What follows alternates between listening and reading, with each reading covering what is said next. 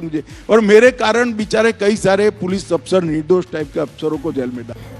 കർണാടകത്തിൽ ബിജെപി വ്യക്തമായ ഭൂരിപക്ഷത്തോടെ വീണ്ടും അധികാരത്തിൽ വരുമെന്നും ആഭ്യന്തരമന്ത്രി അമിത് ഷാ പറഞ്ഞു. കർണാടകത്തിൽ 30 വർഷത്തിന് ശേഷം വ്യക്തമായി ഭൂരിപക്ഷമുള്ള സർക്കാർ അധികാരത്തിൽ വന്നത് ബിജെപിയുടെ നേതൃത്വത്തിലാണ്.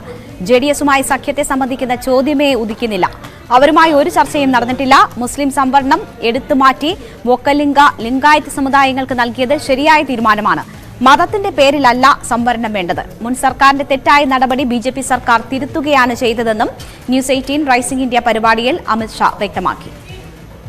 30 साल के बाद 30 साल तक कभी भी पूर्ण बहुमत की सरकार नहीं आई थी. कई सालों से पूर्ण बहुमत की सरकार रिपीट भी नहीं हुई थी.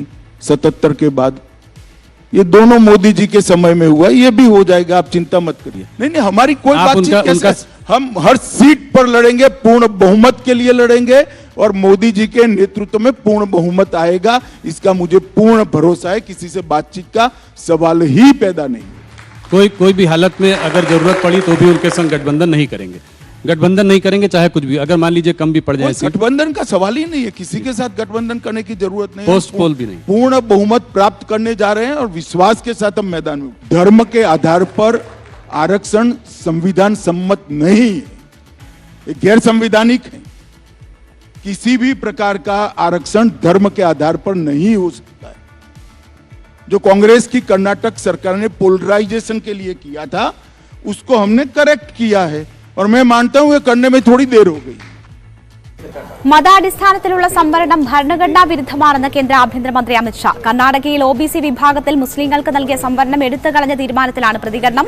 ഗുജറാത്ത് ആഭ്യന്തരമന്ത്രിയായിരിക്കെ കോൺഗ്രസിന്റെ നേതൃത്വത്തിലുള്ള കേന്ദ്ര സർക്കാർ തന്നെ കള്ളക്കേസിൽ കുടുക്കിയെന്നും നരേന്ദ്രമോദിക്കെതിരെ മൊഴി നൽകാൻ നിർബന്ധിച്ചുവെന്നും അമിത് ഷാ വെളിപ്പെടുത്തി.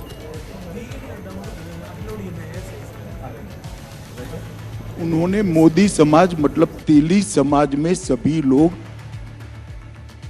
क्यों चोर होते हैं ऐसा एग्जैक्ट नहीं कहा. उन्होंने ये कहा कि सारे चोरों का सरनेम मोदी क्यों होता है, ये कहा है जी. तो वो उन्होंने ओबीसी समाज का ही जानबूझकर अपमान किया है. को पक्का असेसमेंट कर रहा हूं कि हम निश्चित रूप से हाफ वे मार्च से काफी आगे रहेंगे.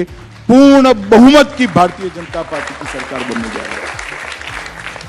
हमारी 104 सीटें थी, जेडीएस की 34 सीटें थी और फिर जेडीएस कांग्रेस की गोदी में सत्ता के लिए बैठ गई और दोनों ने सरकार बनाई. अब बताइए जेडीएस किसकी भी टीम है, जरा बताइए ना जनता को. तो आपकी कोई बातचीत नहीं चल रही है?